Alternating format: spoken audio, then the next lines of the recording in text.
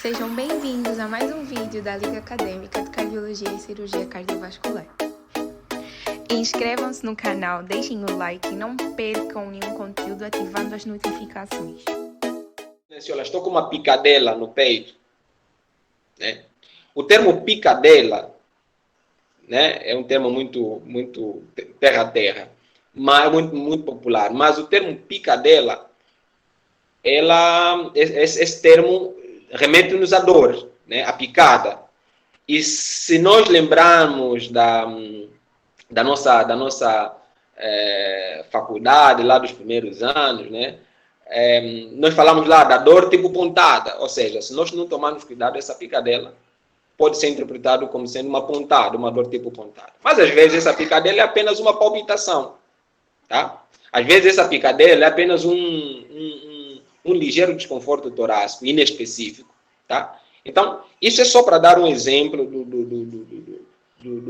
da importância que a semiologia, né? Falando aqui agora da parte inicial da semiologia, que é a anamnese, portanto, a importância que isso tem de nós fazermos uma boa anamnese, uma boa história clínica, né, de uma forma geral, para depois podermos chegar ao diagnóstico mais preciso. Bom, a semiologia, ela envolve, entre várias coisas, quando a gente fala de semiologia, estamos a falar, então, da ciência que nos leva ao diagnóstico de patologias em seres humanos.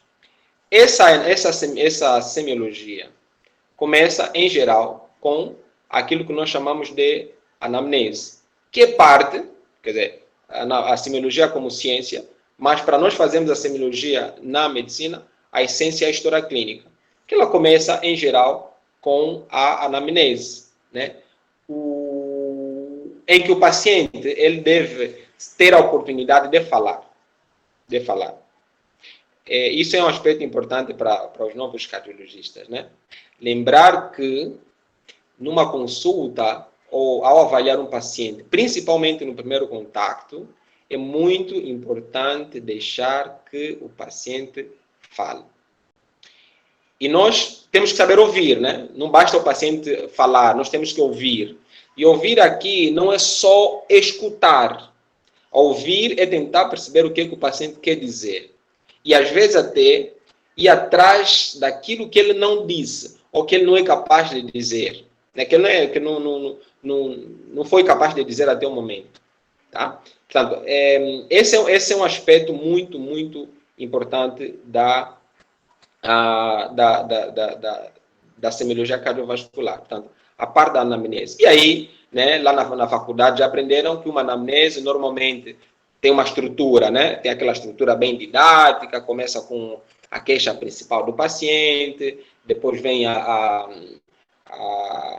história da doença atual, né? Depois da história da doença atual, nós podemos falar dos antecedentes, e aí tem os antecedentes pessoais, os antecedentes familiares, podemos ainda falar, nessa história nesses antecedentes, podemos falar tanto da história pregressa, né? Que nós temos a história pessoal, temos a história familiar, depois nós podemos incluir aí, se nós quisermos, dependendo dos autores, podemos falar da história em termos de vacinação, em termos de nutrição, né? Portanto, nós podemos estruturar dessa maneira. Obviamente, o objetivo dessa aula não é dar uma aula de estruturação em si da história clínica. O que eu pretendo nessa aula e que eu trago como proposta aqui é nós focarmos para aqueles aspectos mais importantes na avaliação do paciente com doença cardiovascular, tá? E o resto, né, aquela parte mais didática, mais acadêmica, isso vocês com certeza já tiveram a oportunidade de ver isso na faculdade.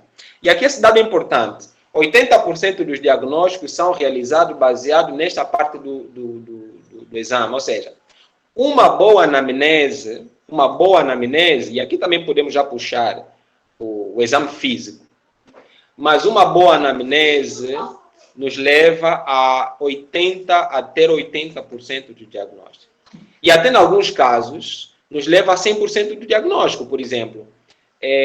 Uma boa anamnese pode nos levar a um bom diagnóstico de insuficiência cardíaca. Às vezes, só mesmo do paciente falar, nós já temos 80%, e às vezes até 100% de certeza do que o paciente tem. Tá? Então, isso reforça aquilo que nós dissemos antes, né? Que nós temos que saber ouvir. Mas eu reitero isso aqui, da necessidade de saber ouvir, porque vocês vão ter, quando forem cardiologistas, cirurgiões cardiotorácicos ou cardiovasculares, vão ter o desafio de ter que fazer uma consulta, diferente daquela consulta, né, da prova de semiologia e tal, vocês têm 30 minutos, 1 hora, e depois ainda tem com um paciente. Vocês às vezes vão ter que ver, por exemplo, 13, 12, 10 pacientes ou mais pacientes em 2, 3 horas. E aí tem que repartir o tempo em sei lá, 15 minutos, 20 minutos para cada paciente. Então já estão a imaginar o desafio que tem. Isso aí leva para os médicos o desafio de gerir portanto, às vezes o médico acaba não tendo tempo para ouvir, né? E aí vai depender muito de quê? Vai depender muito daquilo que o médico tem de expertise. Quando falo de expertise, por exemplo, do que eu preciso perguntar ao paciente, dependendo da minha hipótese diagnóstica e do que o paciente traz. Vou dar apenas um exemplo. O paciente que chega com uma dor torácica, vamos falar do paciente que diz que está com uma picadela no peito. Né? O paciente, ele pode contar, ele pode começar com uma história. Olha, há 20 anos atrás eu caí, estava a tentar tirar uma manga, caí, comecei com uma dor no peito, depois de alguns anos a dor vem. Até ele pode falar dessa história. Mas há perguntas que são muito importantes que nós temos de fazer para até direcionar o nosso diagnóstico. Por exemplo, a dor, localização, irradiação, tipo de dor, a dor piora, fatores agravantes, piora com a compressão, piora com a ingestão de alimentos, melhora com repouso, né? Portanto, perguntas muito objetivas e muito claras podem nos ajudar a ter um diagnóstico muito mais assertivo num tempo mais curto que nós temos. Tá? Portanto, esse é o desafio que nós vamos tentar, ao longo dessa aula, trazer. Portanto, como eu dizia, então, essa história clínica compreende a anamnese, o exame físico, e depois tem os exames complementares, né? E a história pregressa. Bom, na anamnese, como dissemos antes, tanto a anamnese como o exame físico continuam sendo os alicerces para o diagnóstico das doenças cardiovasculares. Eu acho que as doenças cardiovasculares estão entre aquelas cuja importância da anamnese do exame físico é muito importante. Né? É muito importante. Portanto, eventualmente, um ginecologista pode até fazer um bom diagnóstico, mas eventualmente vai precisar de uma ecografia. Né? Um neurologista, tudo bem, ele até pode saber que o paciente teve um AVC, que o paciente tem uma paralisia, mas para saber o local, enfim, tem que fazer um TAC, por exemplo. Ok? Portanto, o exame físico e a anamnese acabam tendo um papel muito mais importante em especialidades como em cardiologia. Tá? E outra coisa, a anamnese e o exame físico são baratos.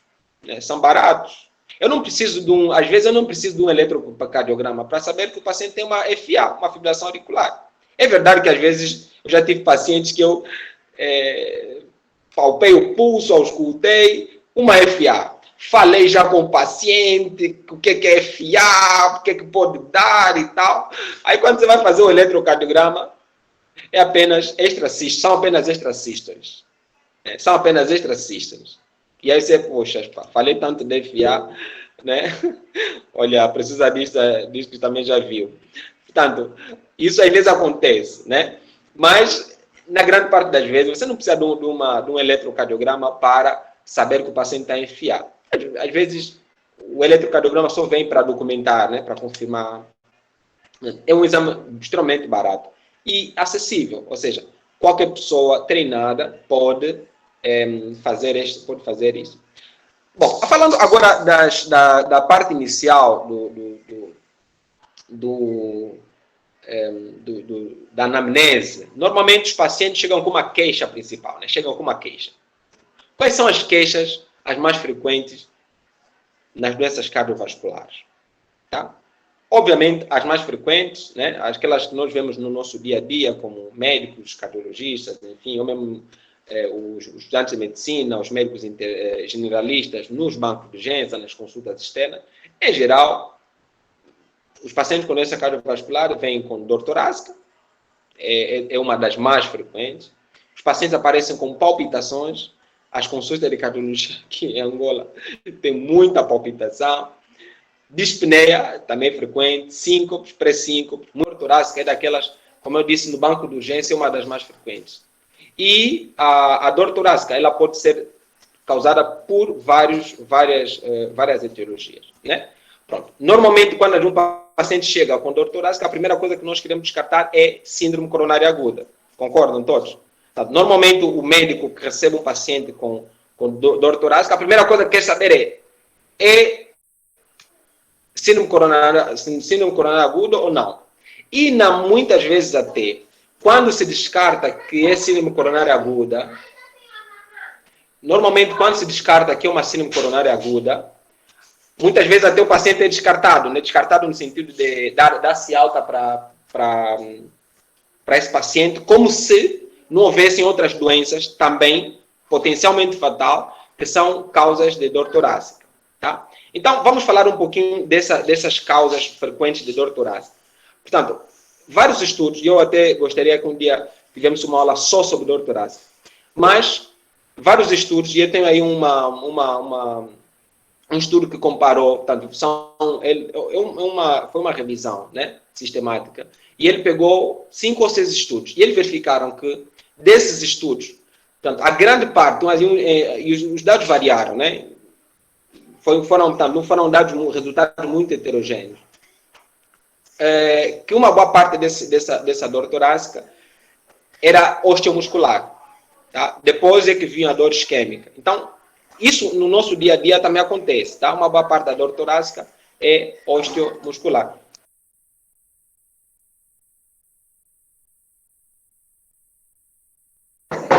Peço desculpa aí. Bom, então, temos que olhar para isso, né? Mas temos que lembrar que, para além da dor da síndrome coronária aguda, temos outras causas. Então, temos, então, as causas osteomusculares, que geralmente são dores extremamente banais, que os pacientes são avaliados ou medicados e vão para casa. Mas, depois nós temos as dores... Portanto, nós podemos classificar, então, as dores, né? Em dor... cardíaca e não cardíaca. Dentro da dor cardíaca, nós temos a dor da síndrome coronária aguda, né, da isquemia. Nós temos essa dor da isquemia, que é chamada dor anginosa. Nós temos a dor pericárdica, né, por exemplo, nas pericardites. Nós podemos ter, ainda dentro da dor cardíaca, nós podemos ter a dissecção, né, na verdade é cardiovascular, porque ela inclui vasos. Tá? Nós temos depois a dor do tromboembolismo pulmonar. Então, estou a falar de causa de dor torácica que são potencialmente fatais e que nós temos que descartar, tá? Na situação de urgência ou emergência.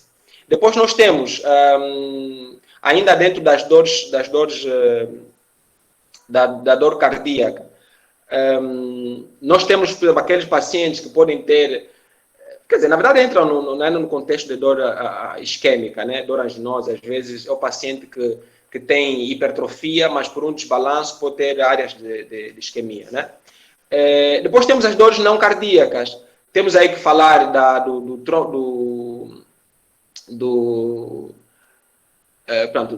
pneumotórax. Temos que falar da dor gastrointestinal, por exemplo, o espasmo esofágico. Podemos falar da dor pleurítica, podemos falar das pneumonias, né, que também dão dores torácicas que não são cardíacas. Portanto, na avaliação da dor torácica, o foco tem que ser olhar patologias, né? Potencialmente fatais e tentar descartar. E como é que a gente vai saber que tipo de dor? Obviamente, tem características. Nós já falamos aqui em parte sobre a dor isquêmica, a dor torácica isquêmica. Pronto, normalmente o paciente vai referir dor que em termos de localização é geralmente retroesternal. Ela também pode ser um pouquinho mais para a esquerda, portanto, pode ser precordial. A localização às vezes é epigástrica, tá? Às vezes ela pode até ser à direita, tá? Isso, 18% dos pacientes com angina, com dor anginosa, tem dor à direita. Isso, a presença de dor à direita não exclui categoricamente que a dor não seja isquêmica.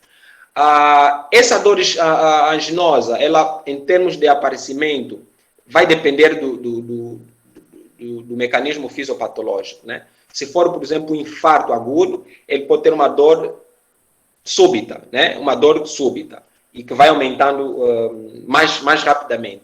Se não, ele pode ter uma dor, tanto se for uma suboclusão ou uma angina estável, ele pode ter uma dor insidiosa, né? Que até ela é progressiva. Portanto, começa aos grandes esforços e ela vai progredindo e vai se tornando cada vez mais intensa aos pequenos esforços. Portanto, isso é em termos do aparecimento. Em termos de irradiação, lembrar que a irradiação pode ser para o braço, o paciente pode dizer, olha, tem uma dor que vai para o braço, pode ir para a mandíbula, pode ir para o dorso, pode ir para o epigastro, pode irradiar para o lado direito, como eu disse. Tá? Em termos de fatores agravantes, lembrar que o esforço físico é algo o esforço físico, a alimentação copiosa, o estresse, né, estresse emocional, podem desencadear um quadro de angina, né, podem potenciar. E em termos de alívio, normalmente você tem um alívio com repouso, né, dependendo do grau dessa angina, e pode aliviar com nitratos. Okay? Lembrar também que a dor anginosa, e isso é importante, vem muitas vezes associado com sintomas vagais. Sudorese, tá? Paciente que chega com dor torácica e com sudorese tem que chamar a atenção. Tá? A sudorese pode ser um sinal de choque. O paciente que vem com dor torácica hipotenso tem de chamar a atenção. Okay? O paciente que chega, olha, comecei a dor e tive náuseas, ou tenho náuseas e tive vômitos, isso tem que chamar a atenção. Tá? São sinais ou sintomas, né, dependendo do que nós estamos a falar, que muitas vezes estão associados a quadros de angina e muitas vezes de infarto, né, de síndrome coronária aguda. Ok? Pronto. E depois temos que lembrar, por exemplo, isso é em relação à dor anginosa. Depois temos as outras causas. Por exemplo, o paciente que chega com tromboembolismo pulmonar, tá? Ele muitas vezes tem uma dor súbita, tá? Uma dor súbita, e muitas vezes vai aparecer com saturação baixa. Tá? Quando você for fazer a saturação, ela está baixa. Muitas vezes está taquicárdico. Né? Então, o paciente que chega com dor torácica, está taquicárdico e hipoxêmico, tem que chamar a atenção. Até prova em contrário em tromboembolismo pulmonar, principalmente se essa dor teve um início súbito. Tá?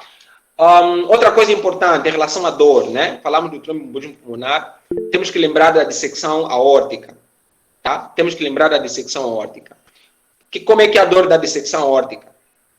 Né? Lembrar que a dissecção aórtica geralmente tem um início muito súbito. Né?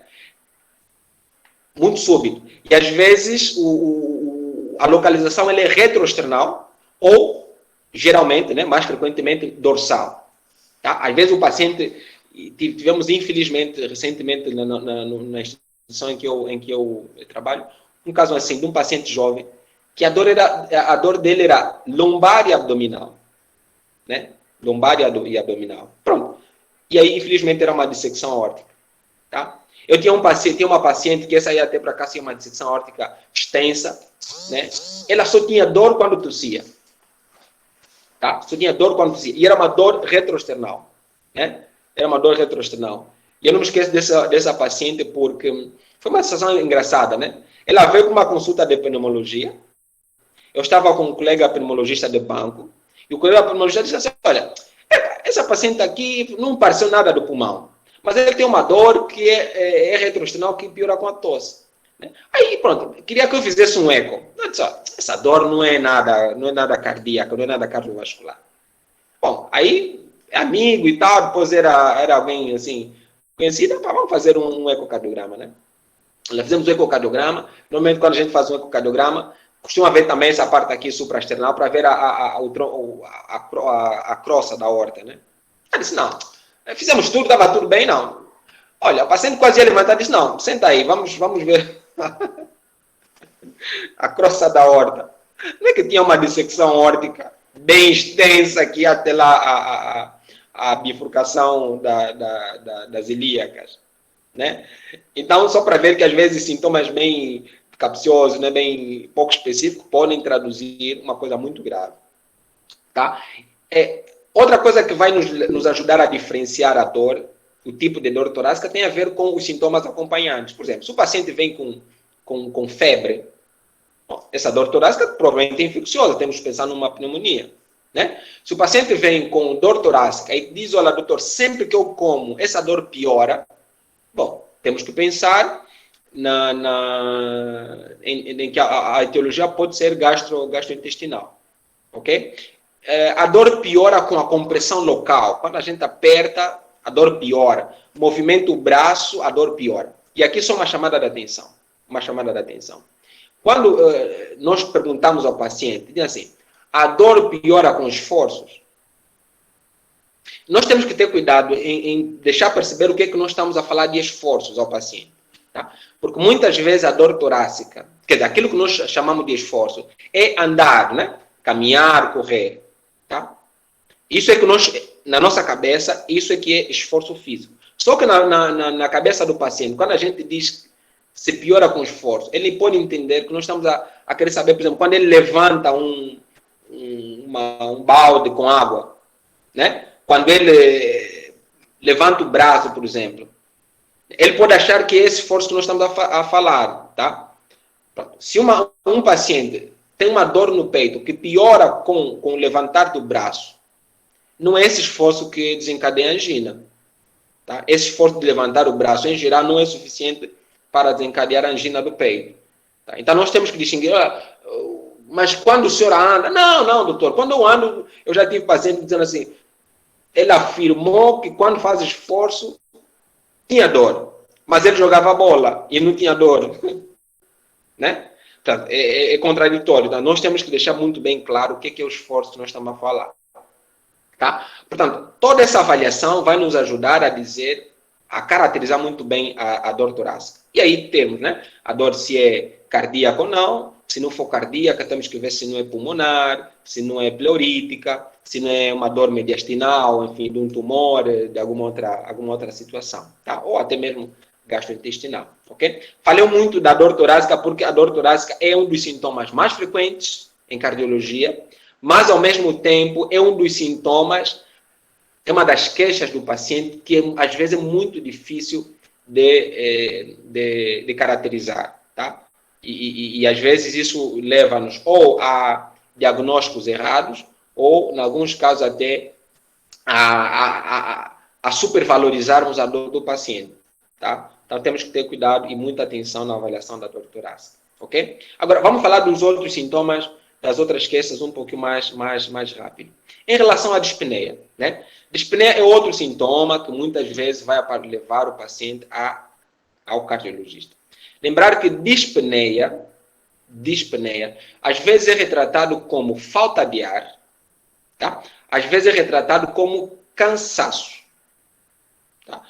Então, os pacientes referem muitas vezes, estou com cansaço, estou com falta de ar. Né? E nós médicos usamos o termo dispneia. Muita atenção, porque a forma como os pacientes expressam a dispneia, muitas vezes não é aquilo que nós temos em mente. Tá? Dispneia, em geral, é sinônimo de dificuldade respiratória. Né? Dificuldade respiratória. Essa dificuldade respiratória, que às vezes aparece como polipneia, né? Não é a mesma coisa, porque a polipneia é mais a frequência respiratória aumentada. Mas, às vezes, a dispneia pode se manifestar de uma taquipneia ou até mesmo de uma polipneia.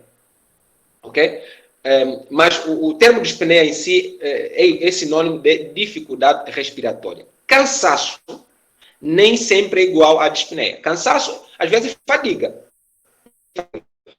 Chegou, trabalhou, fez muito, trabalhou muito, chega em casa, está cansado, estou cansado. Né? Às vezes os pacientes chegam, o termo cansaço para eles pode querer dizer fadiga. Tá bom? Então é importante. Temos que saber, o senhor tem dificuldade respiratória? Tem dificuldade em respirar? Não, doutor, eu não tenho dificuldade em respirar. Mas quando eu faço um esforço, eu me sinto muito cansado. Né? Bom, às vezes ele está entrando apenas em fadiga. Tá bom? Então, dispneia igual a dificuldade respiratória ou falta de ar. Né? E a dispneia também, infelizmente, é um sintoma que nem sempre é muito específico. Tá?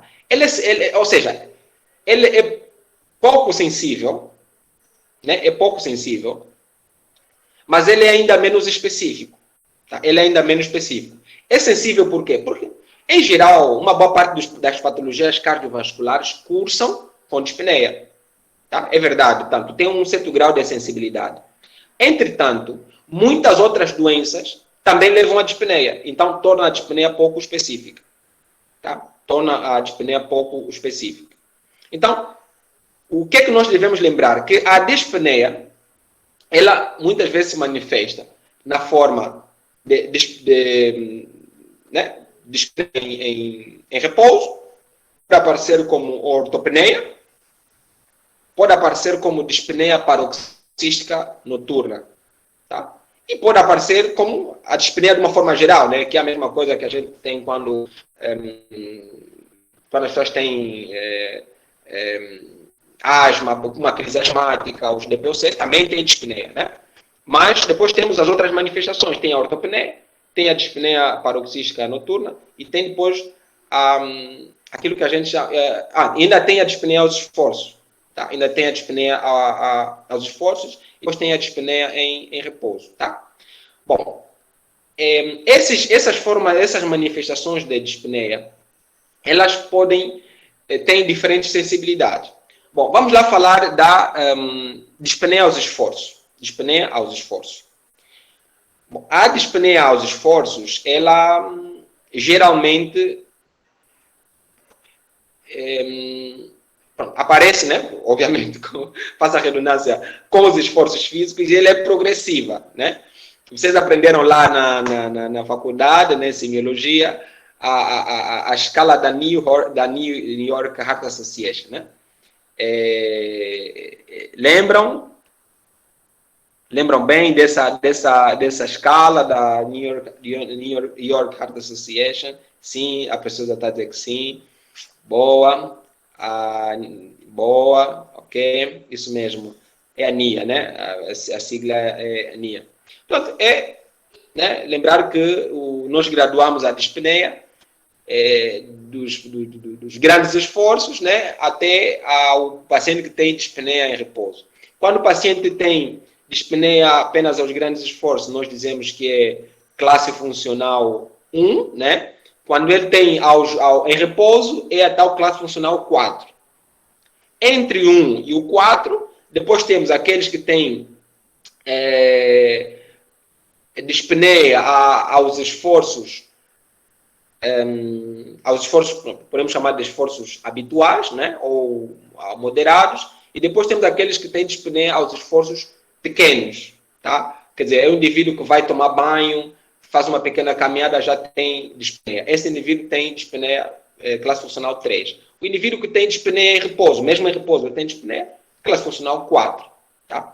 Às vezes, nós falamos 3, 4, 1, 2, 2, 3, né? Dependendo, né? Às vezes, também o paciente não consegue expressar, e nós usamos esses termos, tá? 1, 2, 2, 3, 3, 4, né? Só não existe 5, só até 4, pronto. Mas é importante também aqui dizer o seguinte, a dispneia aos esforços também tem pouca especificidade. Né? Lembrar que o indivíduo que é asmático pode manifestar-se na forma de dispneia aos esforços. O asmático, às vezes, principalmente os adultos, né? Os adultos asmáticos, às vezes não tem aquela crise típica, o sibilo, com tosse. Às vezes é só intolerância aos esforços. Eu já tive pacientes assim, né? Isso, asma desencadeada pelo exercício. Isso mesmo, Herculano. Portanto, a asma também pode se manifestar dessa forma.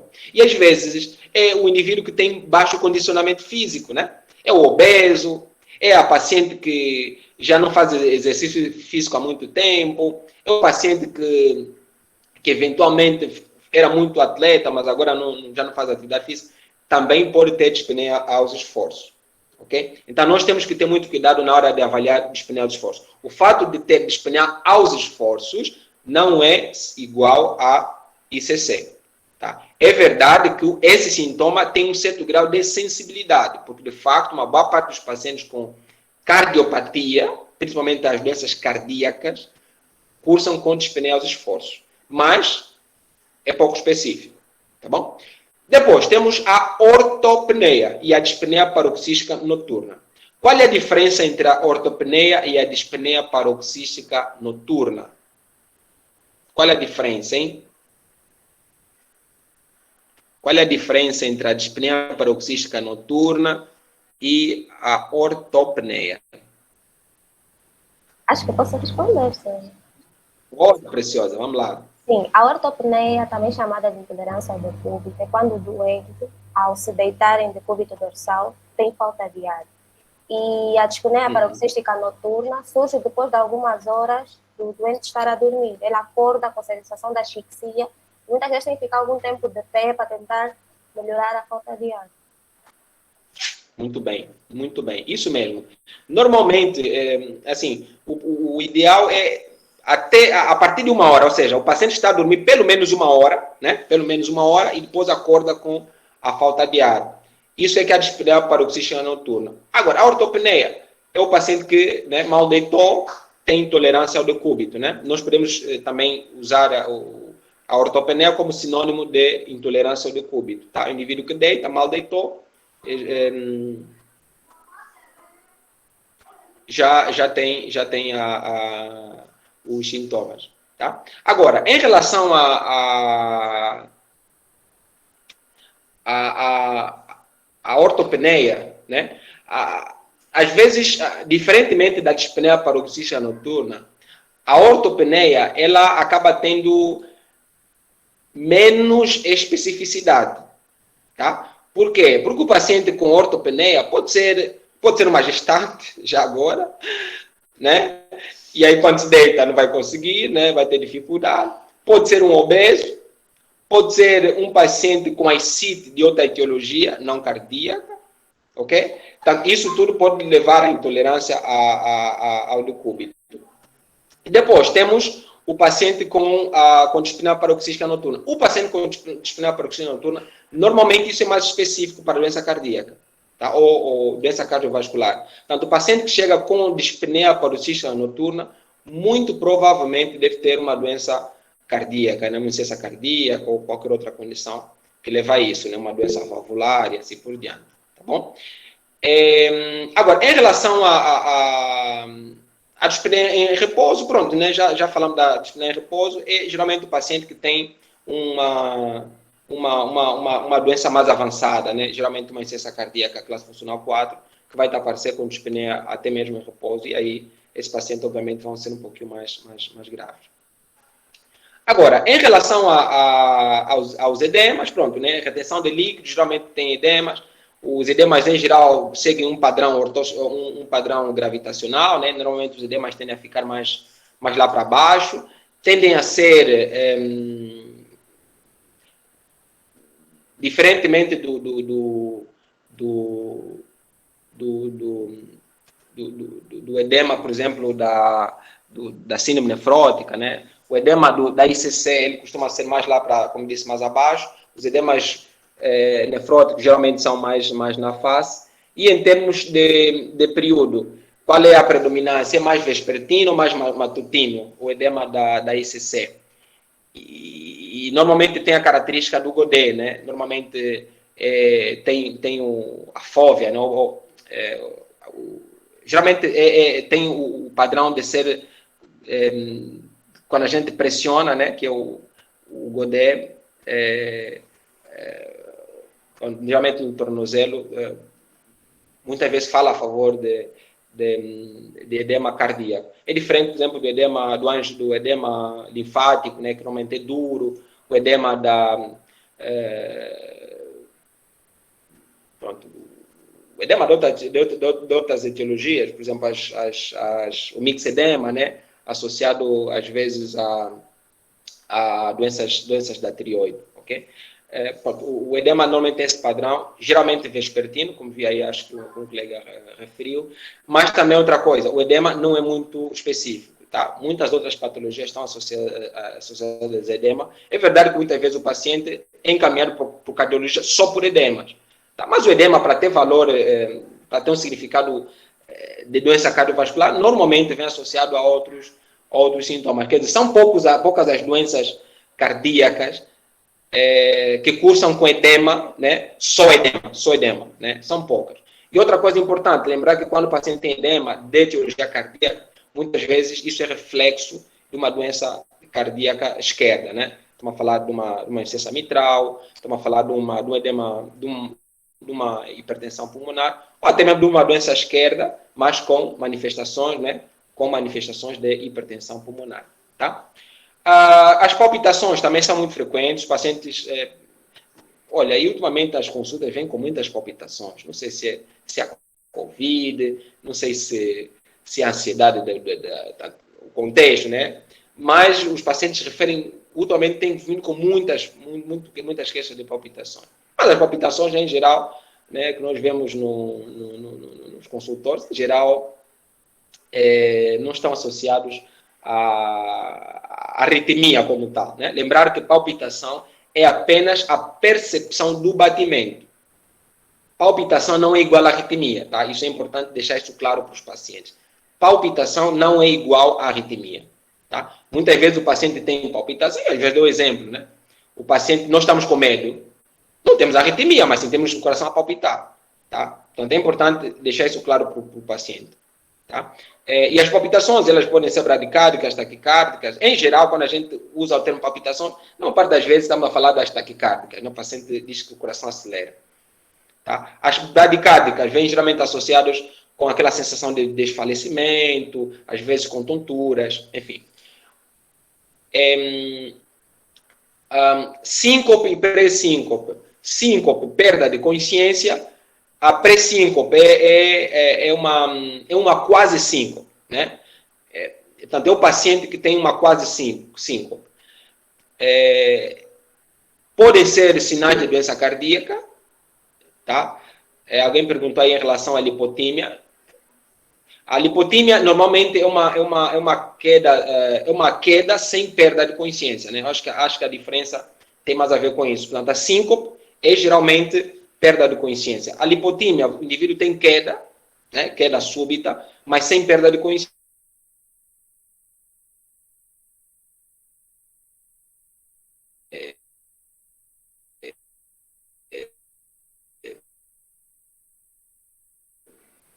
Tem um quadro. A pré-síncope, normalmente, o paciente pode aparecer como tontura, pode dizer como sensação de desfalecimento. O indivíduo que ia caindo, mas depois recuperou, né?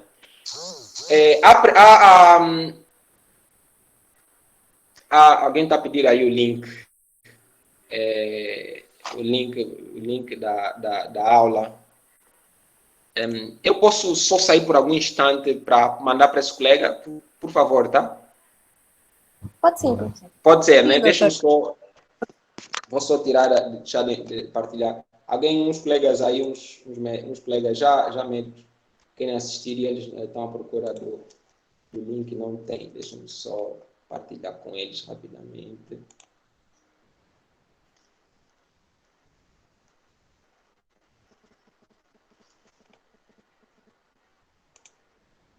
Deixa eu só aqui rapidamente. Bom, enquanto isso vamos falando, né? Deixa eu só aqui o WhatsApp está abrindo. Pronto, mas em relação à lipotímia, é importante lembrar o seguinte, que o paciente que tem síncope ou pré-síncope, precedido de dor torácica dor torácica ou palpitações, tá? Deve chamar muita atenção, tá? Porque a presença de palpitações ou dor torácica antes de uma síncope é um pronúncio, né? Pode ser um pronúncio de uma doença mais grave, por exemplo, de uma ataque à arritmia, uma TV sustentada ou até mesmo uma outra doença mais grave, tá? E a presença de dor pode ser um pronúncio de uma síndrome coronária aguda, tá? Pode ser uma síndrome coronária aguda, tá bom? Já partilhei aí. Outra coisa importante em relação a síncope e pré-síncope tem a ver com pronto, já falei da dor e das palpitações, mas o paciente que chega com uma síncope durante o esforço físico, era isso que eu ia dizer, tá? Durante o esforço físico, isso tem, obviamente, de chamar a atenção. Pode ser um paciente com uma hipertrofia, uma cardiomiopatia hipertrófica, por exemplo. Tá? Pode ser um paciente com uma cardiomiopatia hipertrófica, que se ele tiver, então, obstrução, aí ele pode ter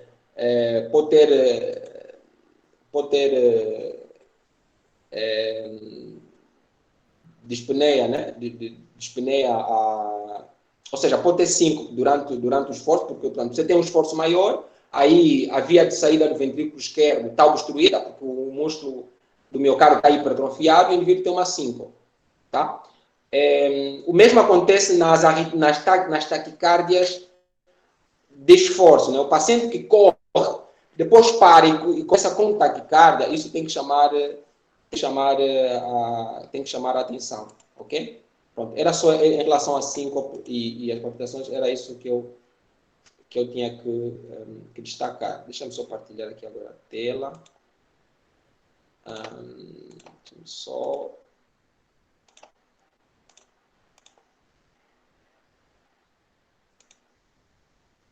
Ok. Muito bem.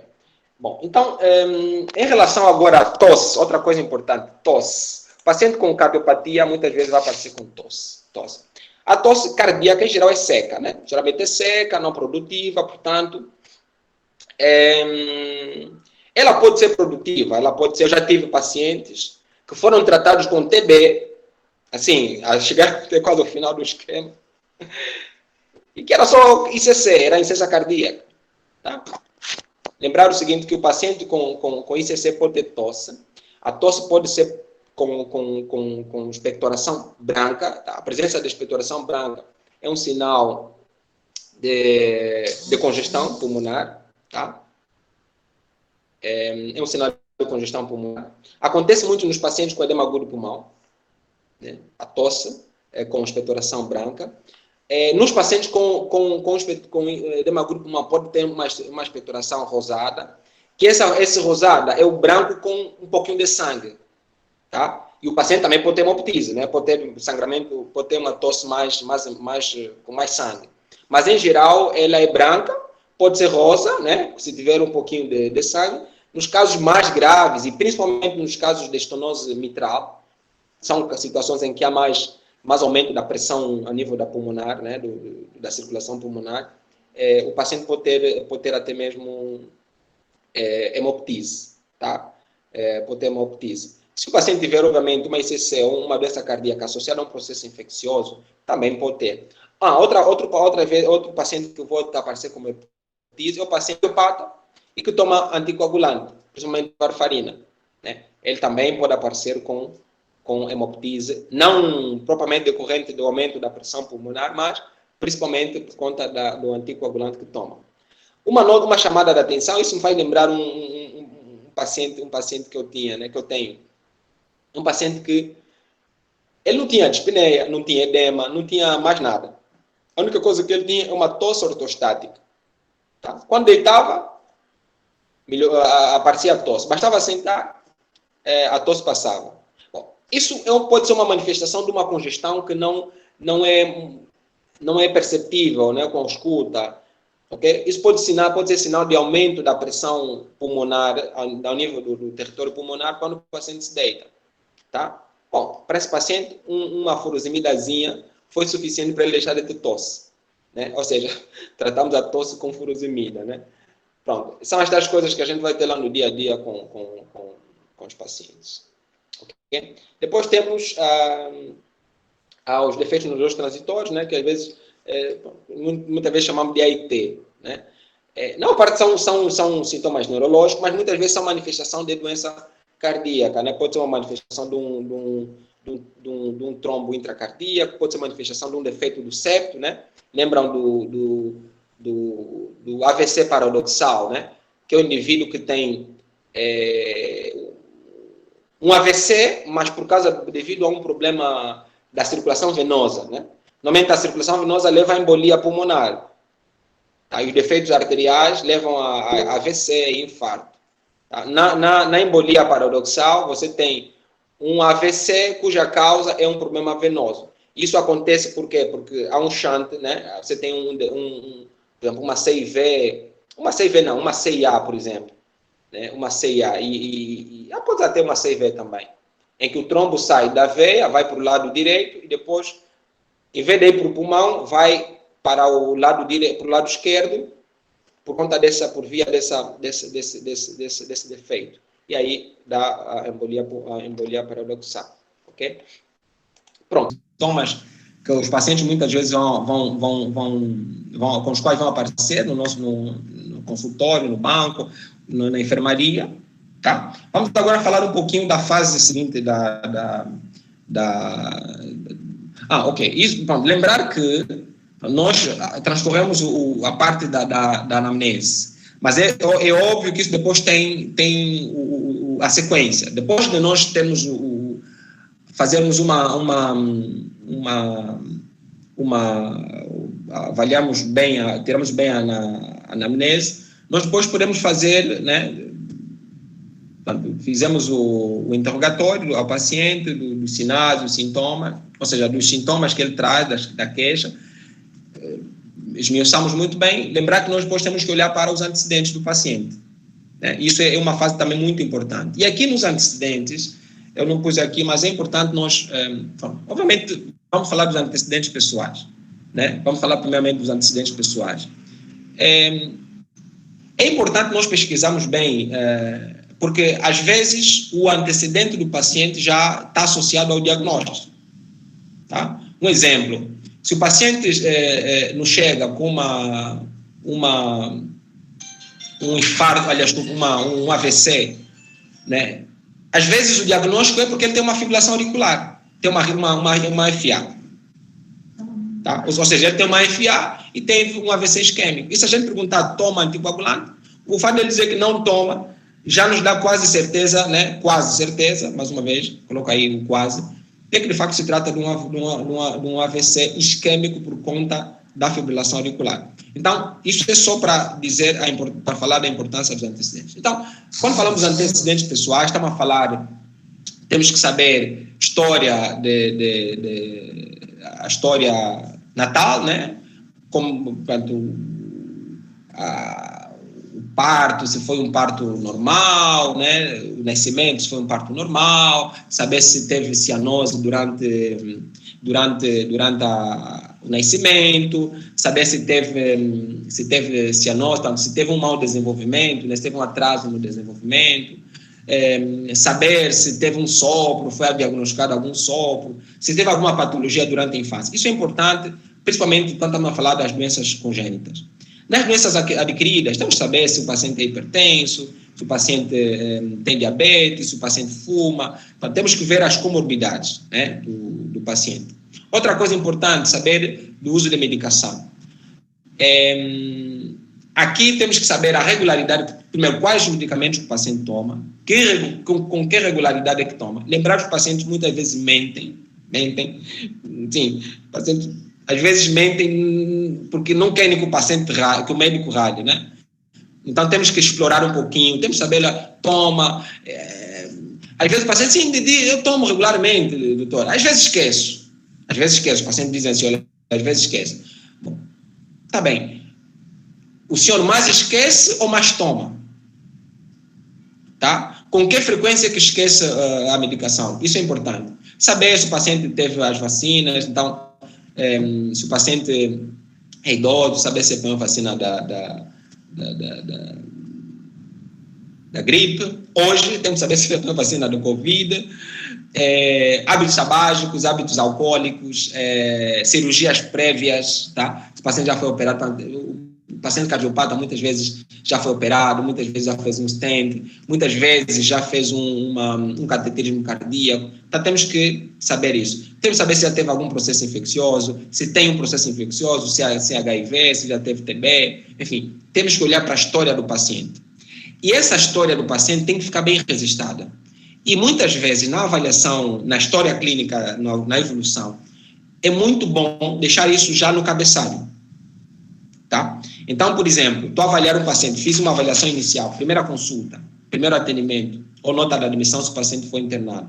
Então, fizemos lá a história, documentamos antecedentes e tal. É bom deixar isso já lá no cabeçalho. Paciente internado ou admitido no hospital por ICC. Aí você põe lá o diagnóstico. Lá abaixo, antecedentes. Infarto agudo do miocárdio em 2002. Acidente vascular cerebral isquêmico tal. Uso de varfarina. E o último INR de Y. Ok? Então, isso tudo deixar já lá na história, na evolução.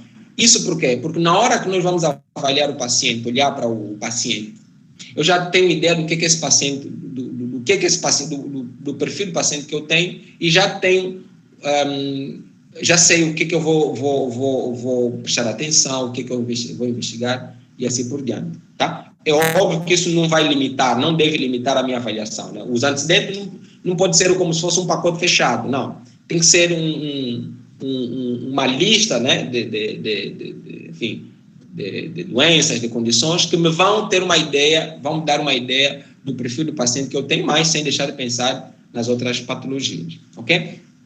Pronto, então, olhando para os antecedentes. Agora, em relação ao exame físico, outra coisa, desculpa, ainda em relação aos antecedentes, tem a ver com, obviamente, não é só os antecedentes pessoais, né? Temos também que olhar para os antecedentes familiares, tá? Temos que ver os antecedentes familiares, lembrar que algumas doenças, elas têm um caráter familiar muito grande, cardiomiopatia hipertrófica, cardiomiopatia dilatada, idiopática, estamos a falar essencialmente da idiopática, cardiopatia isquêmica, tem um certo grau também de coisa, hipertensão arterial, tá? Hipercolesterolemia familiar, né? O próprio nome indica já isso,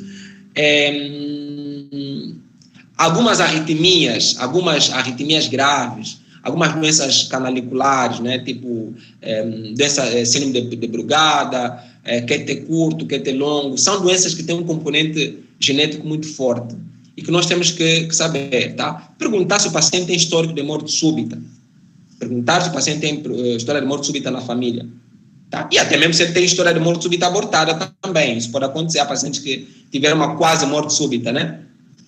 Abortar a morte súbita, isso é importante, tá? O paciente que tem história de morte súbita abortada ou que tem história de morte súbita na família tem que ter muita atenção, tá? Principalmente se essa morte é em parentes do primeiro até segundo grau. Estamos a falar de pai, mãe, irmãos, né? Os familiares na vertical, né? Estamos a falar pai, mãe, avós, depois os colaterais, né? Primos do primeiro grau, né? Isso tem que chamar a atenção sobre a história de morte súbita, ok? Lembrar, temos que falar dos hábitos tabágicos, alcoólicos, né? Às vezes é difícil quantificar, mas pronto, existem ferramentas para fazer essa quantificação desses hábitos, tá? Bom, agora em relação ao exame físico, uma outra parte importante da história clínica do paciente com doença cardiovascular, obviamente começa com uma inspeção,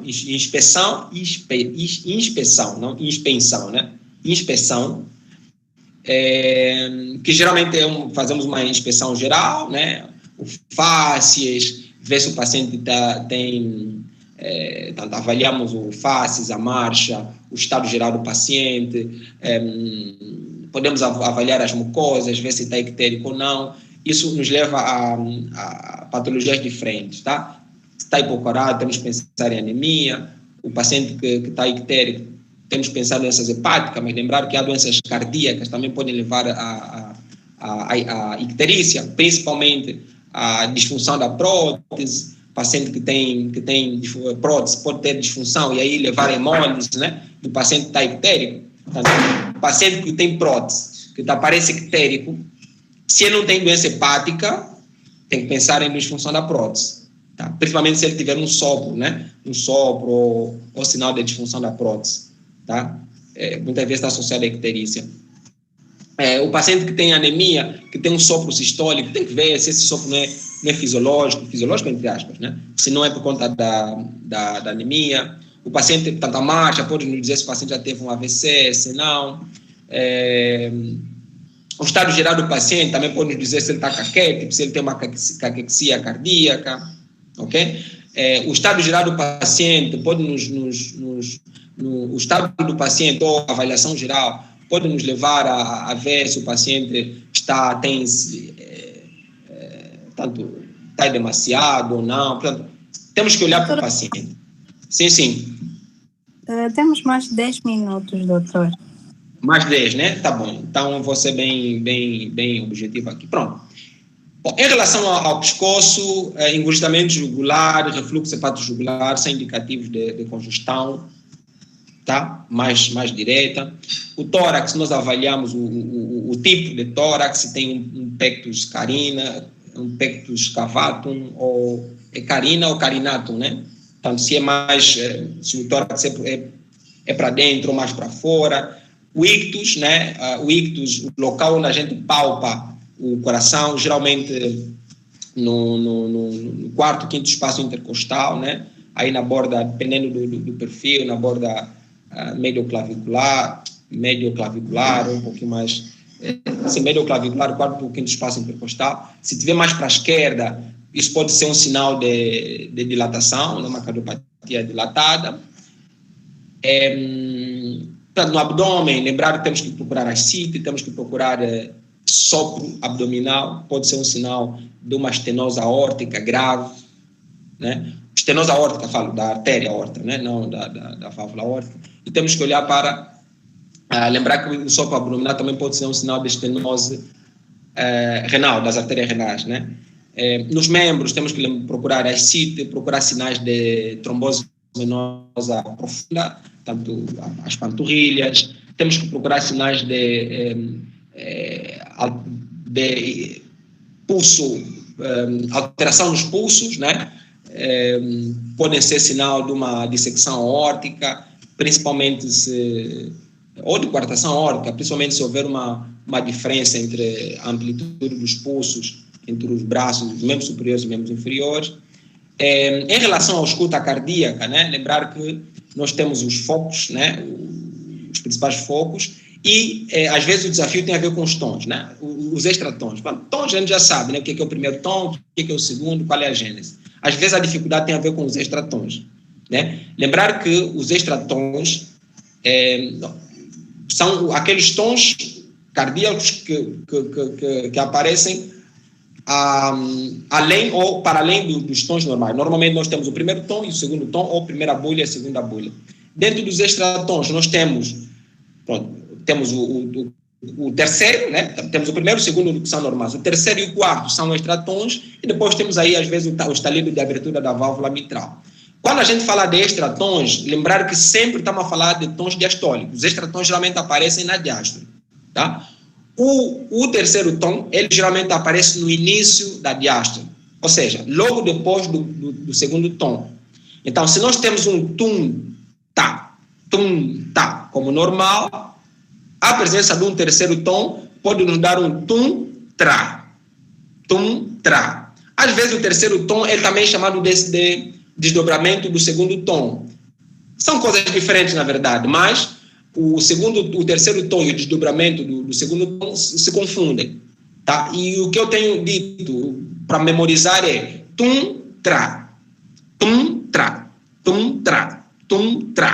ok? Então, tem um som que vem logo depois do segundo tom. Tum-tá, normal. Tum-tra é o terceiro tom, né? Que pode se confundir também com o desdobramento do segundo tom. Portanto, o desdobramento propriamente dito, ele é muito mais protodiastólico, né? Já o terceiro tom, ele costuma ser mais mesodiastólico, ou seja, no meio da diástole. Às vezes é muito, muito difícil, mas na dúvida fica com tum tra, né? Um tom que vem logo depois do segundo tom. Esse é o terceiro tom. O quarto tom, geralmente ele é telediastólico, ou seja, aparece no final da diástole. Se ele aparece no final da diástole, estamos a falar de um ciclo cardíaco, tá. No final da diástole, estamos a falar do início do primeiro, tanto próximo do primeiro tom, né? Então, o quarto tom, ele é telediastólico, ele aparece próximo do primeiro tom. Então, como é que vai ser na escuta? Vai ser um trum, trum, tá, trum, tá. Portanto, olha a diferença. Tum, tra, estamos a falar do terceiro tom. Trum, tá, trum, tá, trum, tá. Estamos a falar do quarto tom. Portanto, o quarto tom aparece logo muito antes do primeiro tom, né? Então, eles aparecem muito próximos um do outro. Por isso é que faz um trum. Em vez de ser um tum, vai ser um trum, trum, tá, trum, tá. Se o paciente tem terceiro e o quarto tom, vai ter um ritmo de galope. Trum, tra, trum, tra, trum, tra, trum, tra, trum, tra, que é, né, o galopar de um cavalo, ok? Em relação ainda ao exame físico, já para terminar, em relação ao exame físico, lembrar que nós temos que fazer uma boa medida da pressão, temos que avaliar os pulsos, e aqui avaliar os pulsos é ver a amplitude, tanto, temos os locais em que nós normalmente avaliamos o pulso, temos que ver a amplitude, temos que ver a regularidade do pulso, temos que ver o padrão do pulso, né? Se é um pulso regular, se é um pulso bisferinges, né? Que você tem duas ondas de pulso no mesmo momento, se é um pulso parvos e tardos, um pulso muito lento, muito fino e muito difícil de palpar, que é sinal de choque cardiogênico, até mesmo de uma estenose aórtica grave, tá? Portanto, temos que fazer uma boa escuta cardíaca, a escutar muito bem os sopros. Em relação aos pulmões, temos que procurar muito bem, temos que avaliar muito bem, lembrar que a presença de fervores crepitantes é um sinal de congestão. Em relação aos edemas, já falamos deles, não vamos aqui ser redundantes. E depois temos um outro sinal importante, que é o engrossamento jugular e o refluxo hepatojugular, tá? São outros sinais que também estão associados às doenças cardíacas, tá? Lembrar temos que fazer, pressão arterial tem que ser bem medida, não dessa maneira que aparece aqui à direita, né? Não, portanto, o ideal é não medir por cima da roupa, temos que deixar o braço descoberto e aí fazer uma boa medida. Depois temos que anotar bem a pressão, o local em que mediu, como é que estava assentado o paciente. Não é só o valor, temos que medir o local, se foi no braço direito, braço esquerdo. Se medir duas vezes, tem que dizer com que intervalo é que mediu, ok? Pronto, aqui temos em relação aos locais dos pulsos. Pronto, e para terminar mesmo, acho que esse é o último slide, tem a ver com os exames complementares, que também fazem parte da semiologia, né? Porque os exames complementares depois vão nos levar aos diagnósticos. Eu vou só pedir em Grácia, eu sei que estamos mesmo bem adiantados, eu vou só pedir, são agora 20h50, eu queria ir até as 21 horas para terminar esse slide. Pode ser, Catarina? Pode sim, doutor. Pode sim. Pode ser, tá bem. Então, vamos só assim, de forma resumida, falar desses exames e em que circunstâncias é que nós podemos solicitar. Bom, ECG todo mundo conhece, exame centenário, simples, barato, mas que nos dá muitas informações. Se tem arritmia, se tem infarto, se tem sobrecarga auricular, sobrecarga ventricular, enfim, o ECG nos dá muitas informações. E praticamente quase todos os pacientes em cardiologia vão receber um ECG e temos que saber ler e executar, tá? Isso é importante. Todo mundo que está aqui tem que saber fazer um eletrocardiograma e interpretá-lo, tá? O raio-x é importante, um exame barato também, acessível, mas que nos pode dar informações muito, muito importantes do ponto de vista de doenças cardíacas. Doenças que afetam a estrutura do coração, portanto, a insuficiência cardíaca a cardiopatia dilatada pode dar uma cardiomegália, o derrame pericárdico pode estar associado à cardiomegália, O raio-x também pode nos dar, ajudar a diagnosticar congestão pulmonar, pode nos ajudar a fazer diagnósticos diferenciais, por exemplo, até mesmo de um tromboembolismo pulmonar, né? A gente pode ter sinais radiológicos. No raio-x nós podemos ver a presença, por exemplo, de uma pneumonia, como eu já disse, de um derrame pleural, ok? Portanto, o raio-x é um exame também muito importante e deve ser um dos primeiros a solicitar no paciente cardiopata, ok? Pode nos ajudar a ver, inclusive, aumento das câmaras direitas ou um aumento das câmaras esquerdas, como um sinal, por exemplo, de uma estenose aórtica ou de uma outra doença cardíaca. O ecocardiograma é talvez o mais importante de todos, é talvez um dos mais importantes. No final, eu acho que assim, um cardiologista tem que saber fazer ecocardiograma, ou ecocardiograma, ou tem que entender o ecocardiograma, ok? O ecocardiograma dá informações muito importantes da estrutura cardíaca, das válvulas, da contratilidade miocárdica, do fluxo intracardíaco, presença de shunts, de defeitos a nível do septo, defeitos valvares, defeitos, nos ajuda a ter ideia da pressão intracardíaca, nos ajuda a ter uma ideia do pericárdio, nos ajuda a diagnosticar endocardite, trombos intracardíacos.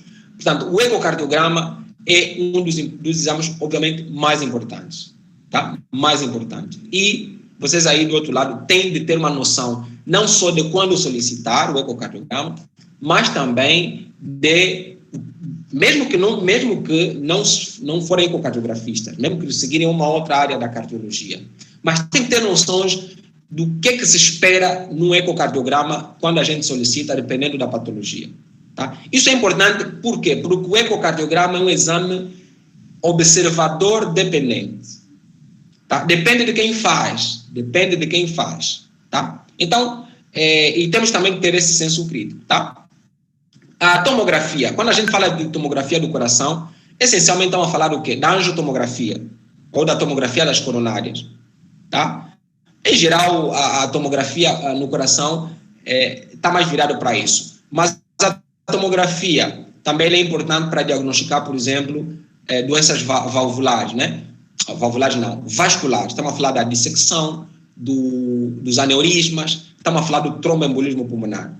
Tá? Uma tomografia, nesses casos, é indispensável. A ressonância magnética é importante, nos ajuda a ver a contratilidade, nos ajuda a ver pericárdio, nos ajuda a diagnosticar endomiocardiofibrose, que é uma doença rara, quer dizer, não muito frequente. Então, a ressonância magnética é também um exame extremamente importante. Não é muito disponível, poucos lugares têm, não é menos disponível do que a tomografia, mas algumas patologias são indispensáveis para se fazer uma ressonância. Tá? A prova de esforço, ou teste ergométrico, também é um exame importante, lembrar que pode ser feito na esteira, né, com esforço físico, na esteira, na bicicleta, pode ser feito com estresse farmacológico. Nós podemos fazer um ecocardiograma injetando dobutamina no paciente, depois ver como é que está dobutamina, podemos injetar depiridamol. No caso, o dobutamina é mais para o ecocardiograma. No teste de esforço, geralmente você também pode dar dobutamina, sim, mas pode usar depiridamol, pode usar adenosina. Tá? Essas são diferentes modalidades da prova de esforço, usado para avaliar capacidade física, para avaliar isquemia. Ok? É um outro exame que vale a pena ter em mente.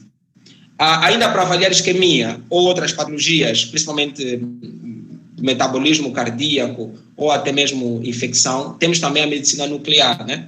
Pode nos ajudar a ver a perfusão miocárdica, tá? Falando em perfusão miocárdica, a ressonância é um outro exame muito importante, tá? Que nos ajuda. Mapa mais para avaliação da pressão e outro para avaliação do ritmo, são outros exames que os cardiologistas muito frequentemente vão solicitar. Um exame que também é importante, que não está aí, é a cineangiocoronariografia, né? Ou simplesmente conhecido como cateterismo cardíaco. Tá? É um exame que para além de ser diagnóstico, é um procedimento que, para além de ser diagnóstico, também pode ser terapêutico. Tá? diagnóstico para avaliar a circulação coronariana, para medir a pressão pulmonar, por exemplo, se você fizer um cateterismo direito, ajuda a diagnosticar algumas patologias congênitas que o ecocardiograma às vezes não permite, né? É um exame também muito importante, já tem disponível cá em Angola e vale a pena saber. Algumas vezes a cineangiocoronografia ou os procedimentos ligados à hemodinâmica é uma subespecialidade, né? Então, só vai fazer cardiologia, depois pode fazer hemodinâmica, pode se subespecializar em hemodinâmica, ok? Então, de uma forma geral, esses são os exames que os cardiologistas vão solicitar, muitos de vocês vão executar, né, quando forem especialistas, e então era isso que eu tinha assim para trazer, tá? Eu acabei me perdendo um pouquinho no tempo, quero pedir desculpa desde já, como eu disse, às vezes a gente se empolga e vai falando. Eu espero muito, sinceramente, ter contribuído de alguma forma para o vosso aprendizado. Espero, mais uma vez, que tenha aguçado ainda mais o vosso interesse, né? Mesmo aqueles que estão aqui, que não são da Liga, entrem já na Liga, se inscrevam já na Liga, e nós queremos ter aí vocês como cardiologistas ou cirurgiões cardiovasculares, tá? Mais uma vez, obrigado e estou à disposição para algumas perguntas, para alguns comentários, ok? Nós é que agradecemos, doutor, pela aula excelente que o doutor deu. Nós ficamos muito esclarecidos e, de certa forma, todos os conhecimentos que o doutor conseguiu passar para nós vão ser de grande utilidade para a nossa futura vida médica e para enriquecer mesmo o nosso conhecimento. Foi uma aula muito boa e nós agradecemos mesmo mais que agradecer ao doutor por essa aula e a Liga com certeza fará outros convites ao doutor. Muito obrigada. Tá. Bom, por hoje é tudo. Não se esqueçam de inscreverem-se no canal, deixarem o like e divulgarem bastante o vídeo.